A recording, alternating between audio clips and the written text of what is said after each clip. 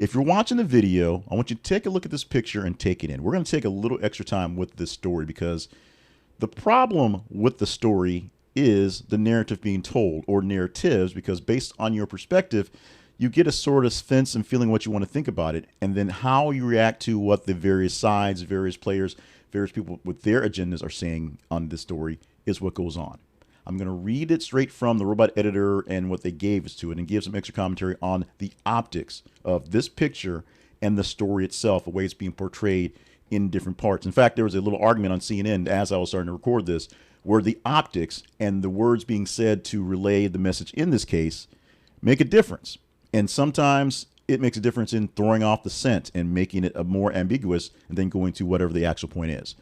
The headline: Senator Van Hollen meets with man wrongly deported in El Salvador in powerful exchange. Senator Chris Van Hollen of Maryland recently traveled to El Salvador to meet with Kilmar Abrego Garcia, a Maryland resident who was wrongfully deported by the Trump administration despite a U.S. Supreme Court directive mandating his return.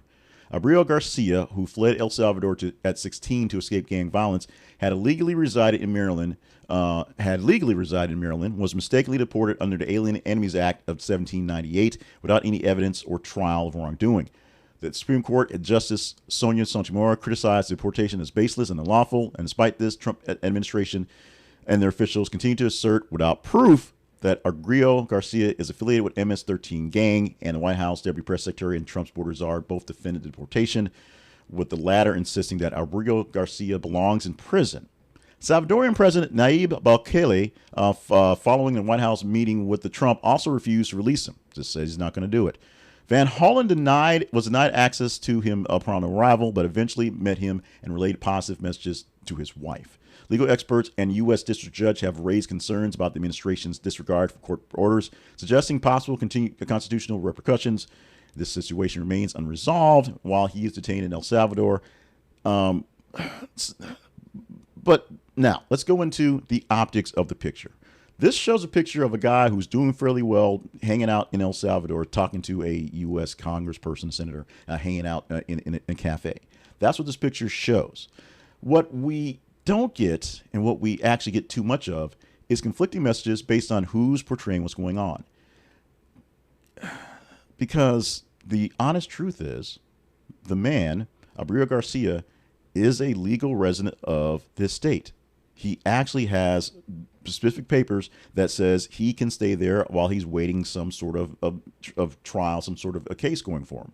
And if he was sent someplace, he can't be sent back to El Salvador because he escaped there because of gang violence. And maybe he was a member of MS-13 when he was 16. That was a long time ago. That doesn't mean he's out here doing stuff right now. The administration, literally, a person this morning on the morning show talked about how he's involved in rapes and murders and things like that, and he's a wife beater. These are things that are popping up that have not been substantiated. They're saying these things. There's apparently cases on the books where things are happened, but nobody's showing these cases on the books where they happen. There's no actual, here's the case where it happened. This is why we deported him. But that's not the reason why they deported him. They deported him because he's a member of a gang.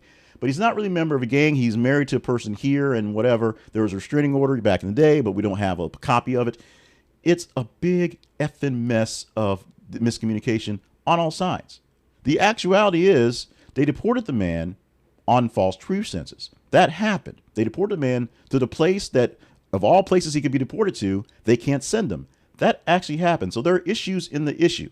If they want to bring him back and send him someplace else, that is fine. But that's not what they're saying. They've been ordered to bring him back because this was a mistake they actually admitted to by a clerical error. And now they're saying, well, he's a criminal anyway. It was just the clerical error sped things up.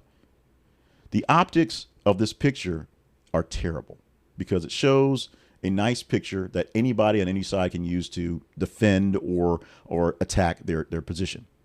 This is not a real image. This is a facade. The big issue is there's a story. There's a basic truth that is around here, and then both sides, the two sides, are trying to fight it the basic way to get their eyeballs on this one.